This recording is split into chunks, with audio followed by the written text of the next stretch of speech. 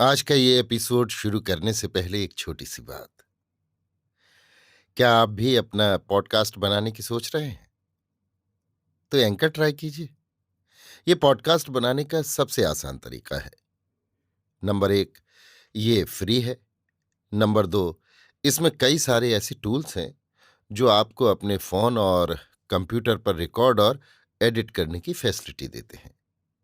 Number 3, आप अपने podcast को डिस्ट्रीब्यूट भी कर सकते हैं, जिससे इसे स्पॉटिफाई और दूसरे प्लेटफॉर्म पर सुना जा सके।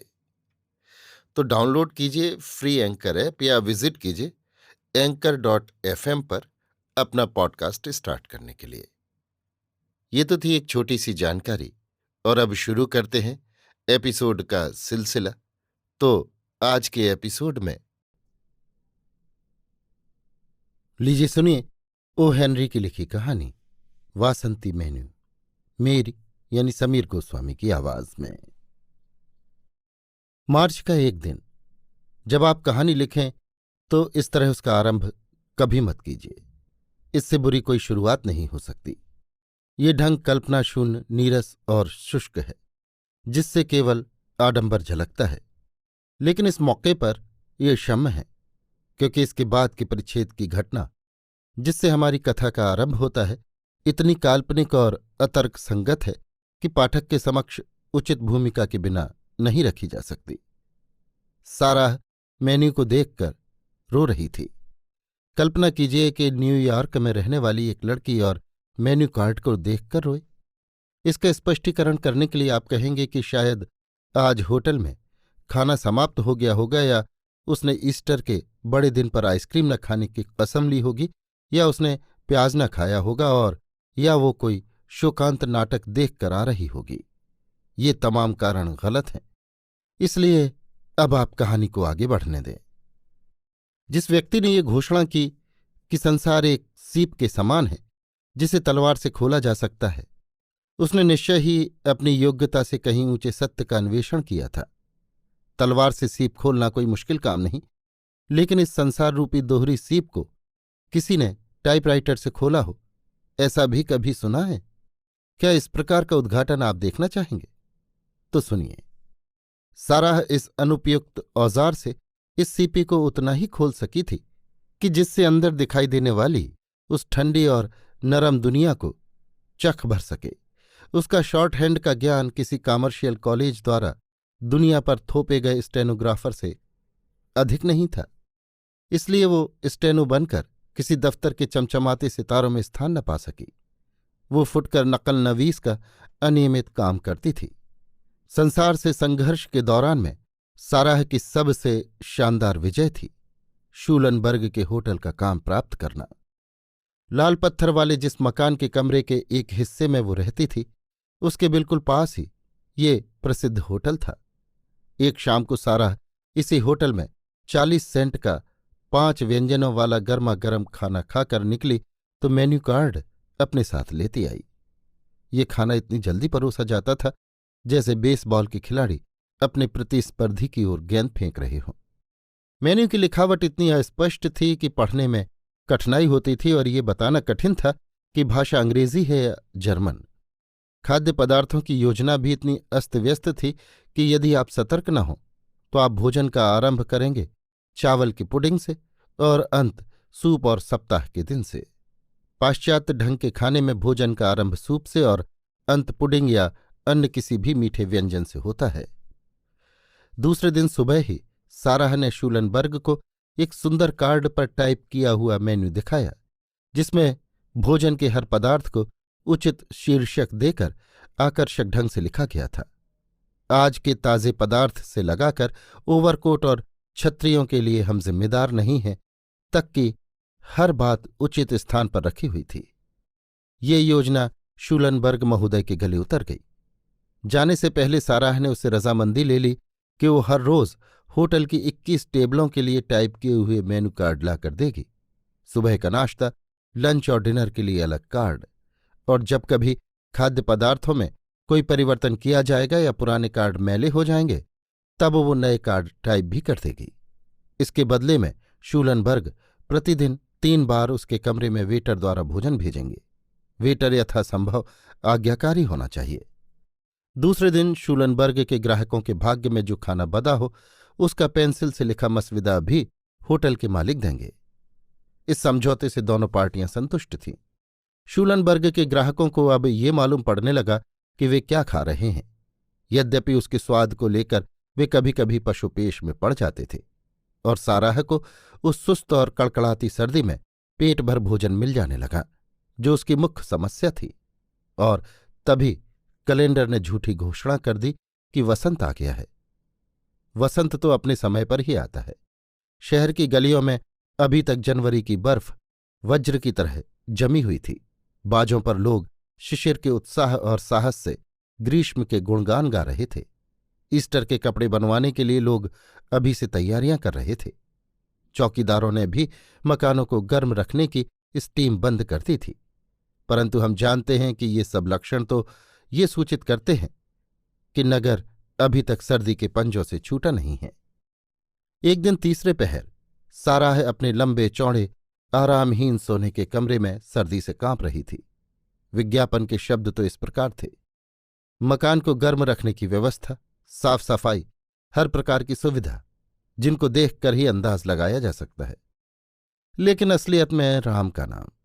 आजकल शूलनबर्ग के काम के अतिरिक्त साराह के पास और कोई काम नहीं था। बैंत की चरमराती आराम कुर्सी में बैठी हुई साराह पिछवाड़े की खिड़की में से बाहर देखा करती। दीवार में लगा कैलेंडर चिल्ला चिल्ला कर उससे कहता, वसंत आ गया है साराह, वसंत आ गया है। मैं कहता हूं मेरी ओर देख, मेरी तिथियां बताती हैं कि वसंत आ चुका है। तेरा शरीर भी तो सुंदर है, वसंत के लायक। इतनी उदासी से खिड़की के बाहर क्यों झांका करती है? साराह का कमरा मकान के पिछवाड़े में था। खिड़की में से उसे दूसरी गली के बक्से बनाने वाले कारखाने की बिना खिड़कियों वाली चट्टान सी दीवार दिखाई देती थी। दीवार कांच के समान साफ थी, किंतु साराह के मन की आंखों के सामने इस समय एक हरी भरी पगडंडी नाच रही थी, जिस पर दोनों ओर से चेरी और एम के वृक्ष और ईरानी गुलाब के पौधे झुके हुए थे। वसंत के सच्चे संदेशवाहक इतने सूक्ष्म हैं कि स्थूल आंखों और कानों से उनके आगमन को नहीं पहचाना जा सकता। लोग अक्सर वसंत के आगमन के लिए आम में मंजरी आने को, कोयल के कूकने को या पलाश के फूलने को आवश्यक मानते हैं, और कुछ तो इतने नीरस होते हैं कि जब तक सर्दियों में मिलने वाले खाद्य पदार्थ विरल न हो जाएं, तब तक वसंत सुंदरी का स्वागत ही नहीं कर पाते। परंतु धरती की सबसे लाडली संतानों के लिए ये नई दुल्हन एक ही मधुर संदेशा भेजती है: यदि तुम मुझसे मुंह नहीं मोड़ोगे तो मैं किसी को भी अपनी सौतेली संतान नहीं मानूंगी। पिछली गर्मियों में साराह गांव में गई थी और वहां उसका एक किसान से प्रेम हो गया था। कहानी लिखते समय इस प्रकार की गई बीती बातों को याद न करें। कला की दृष्टि से ये बुरी बात है जो रसभंग करती है।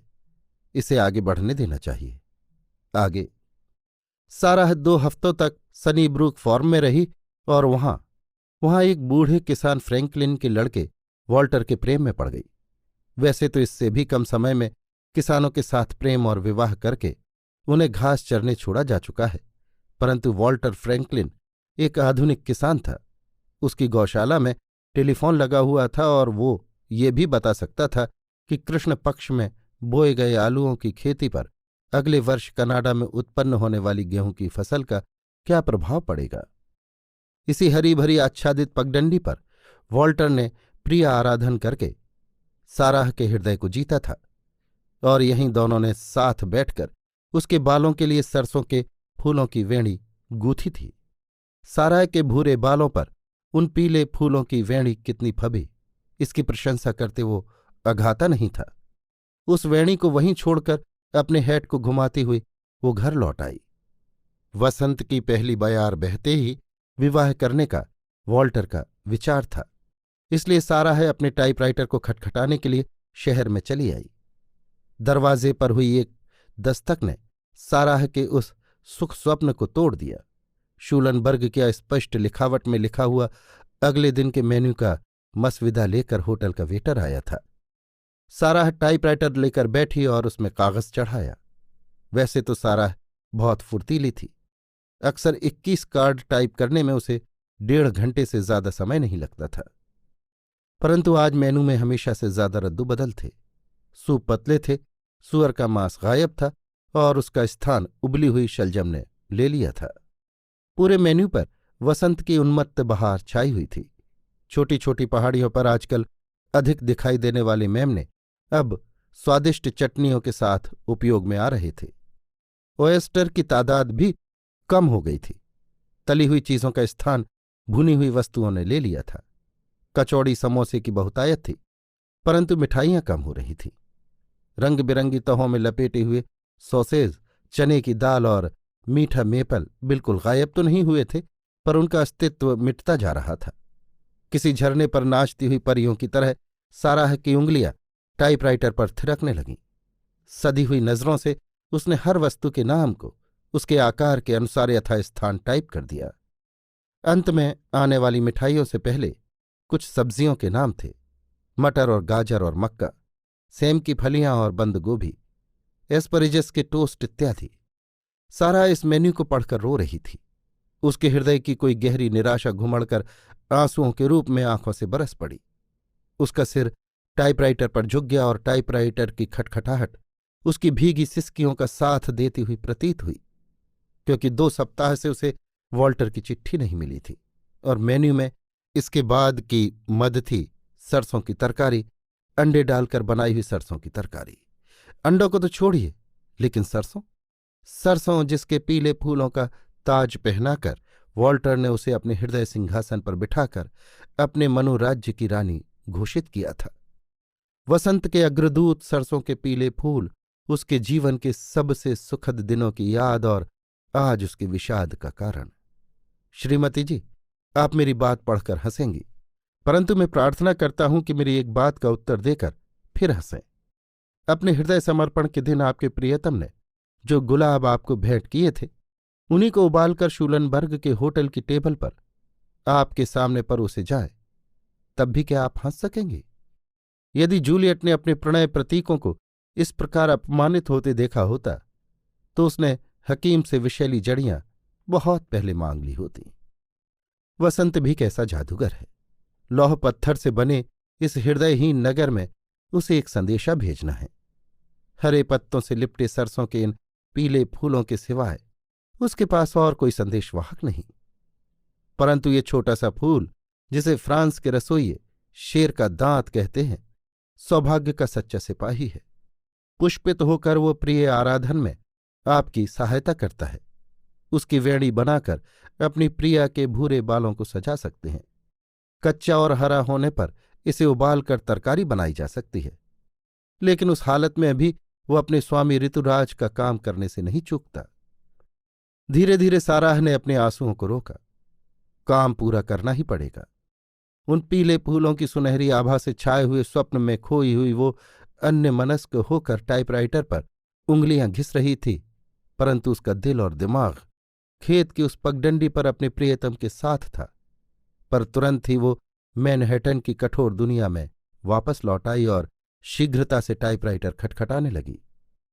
6 बजे वेटर उसका खाना लेकर आया और छपे हुए कार्ड ले गया। खाते समय एक निश्वास छोड़कर साराह ने सरसों की तश्तरी को अलग निकाल कर रख दिया। जिस प्रकार उसके प्रेम के प्रतीक उन सुनहरे फूलों का इस काली तरकारी में परिवर्तन हो गया था, उसी प्रकार उसकी सारी उमंगें कुम्हलाकर नष्ट हो चुकी थी। शेक्सपियर ने भले ही कहा हो कि प्रेम अपने आप को खाकर जीवित रहता है, परंतु साराह अपने हृदय के सच्चे प्रेम की शान में दी हुई प्रथम आध्यात्मिक दावत के अवसर पर उसकी लटों में आभूषण की तरह सजने वाले उन पीले फूलों को नहीं खा सकी। 7:30 बजे पड़ोस के कमरे में रहने वाले मियाँ बीवी लड़ने लगे। ऊपर के कमरे में रहने वाले सज्जन बांसुरी से बेसुरी राग अलापने लगे। गैस की रोशनी कुछ कम हो गई। नीचे गली में कोयले की 3 गाड़ियां खाली होने लगीं, जिसकी आवाज से ग्रामोफोन की घिसी रिकॉर्ड को ईर्ष्या हो सकती है, और इधर उधर घूमती बिल्लियां दिखाई देनी बंद हो गईं। इन सारे लक्षणों से साराह ने जान लिया कि पढ़ने का समय हो गया। उसने एक उपन्यास निकाला जो उस महीने की सबसे कम बिकने वाली किताब थी, और अपने बक्स पर पांव फैलाकर उपन्यास के नायक जिरार्ड के साथ घूमने लगी। बाहर के दरवाजे की घंटी बजी। मकान मालकिन ने जवाब दिया। सारा उपन्यास के नायक और नायिका को एक रीछ के डर से पेड़ पर चढ़ी हुई हालत में छोड़कर कान लगाकर सुनने लगी। सच मानिए, आप भी उसी हालत में ऐसा ही करते। और उसी समय नीचे के कमरे में किसी की बुलंद आवाज सुनाई दी, जिसे सुनते ही सारा किताब को जमीन पर फेंक कर और कहानी के पात्रों को रीछ के भरोसे छोड़कर दरवाजे की तरफ भागी। आपने कल्पना कर ली होगी, जैसे ही वो सीढ़ियों के सिरे पर पहुंची, उसका किसान प्रेमी 3-3 सीढ़ियां फांदता हुआ ऊपर आया और उसे अपनी बाहों में समेटते हुए आलिंगन में कस लिया। सारा चीखी, तुमने मुझे चिट्ठी क्यों नहीं लिखी? बोलो क्यों नहीं? उसके प्रेमी ने जवाब दिया, न्यूयॉर्क बहुत बड़ी जगह है सारा। 1 सप्ताह पहले मैं गांव से आया और तेरे पुराने पते पर गया। मुझे मालूम हुआ कि गुरुवार को तू वहां से चली गई। इससे कुछ संतोष हुआ, क्योंकि इससे शुक्रवार के बुरे शकुन की संभावना तो निकल गई। पर उसी क्षण से मैंने तुझे कहाँ कहाँ नहीं ढूंढा। साराह ने दृढ़ता से कहा, मैंने तो चिट्ठी लिखी थी, मुझे नहीं मिली। तो फिर तुमने मुझे ढूंढा कैसे? युवक किसान के मुख पर वसंत की आभासी मुस्कुराहट छा गई और वो बोला, आज शाम को पास वाले शूलनबर्ग के होटल में मैं खाना खाने गया। कोई पसंद करे या न करे, पर मुझे इन दिनों में हरी सब्जियां अच्छी लगती हैं। करीने से टाइप किए हुए मेन्यू कार्ड में मैं अपनी मनपसंद चीजें ढूंढ रहा था। बंद गोभी के बाद की चीज का नाम पढ़ते ही मैं उछल पड़ा और होटल के मालिक के पास भागा। उसने मुझे तेरा पता बताया। सारा आनंदपूर्वक बोली, हाँ हाँ, मुझे अच्छी तरह याद है कि बंद गोभी के बाद की चीज थी सरसों का साग। फ्रैंकलिन ने कहा, तेरे टाइपराइटर से वह अक्षर कुछ टेढ़ा और पंक्ति के ऊपर उठा हुआ लिखा जाता है, जिसे मैं खूब जानता हूं और दुनिया में कहीं भी पहचान सकता हूं। सारा ने आश्चर्यचकित होकर कहा, लेकिन सरसों के साग में वह अक्षर तो कहीं नहीं आता। उस नौजवान ने अपनी जेब से मेन्यू कार्ड निकाला और उसकी एक पंक्ति की तरफ इशारा किया। साराह ने उसी दोपहर को टाइप किए हुए पहले मेन्यू कार्ड को पहचान लिया। उसके दाहिनी ओर के ऊपरी हिस्से पर वो धब्बा अब तक दिखाई दे रहा था, जहां उसकी आंख से एक आंसू टपक पड़ा था। परंतु उस मेन्यू के उस स्थान पर जहां उसे सरसों के साग की मद टाइप करनी थी, वहां उन सुनहरे फूलों की सुख भरी याद में खोई हुई उसकी उंगलियों ने कुछ विचित्र बात ही टाइप कर दी थी। बंद गोभी और भरवा मिर्च के बीच में टाइप किया हुआ था, उबाले हुए अंडों के साथ प्रिय वॉल्टर। अभी आप सुन रहे थे ओ हेनरी की लिखी कहानी वासंती मेनू, मेरी यानी समीर गोस्वामी की आवाज में।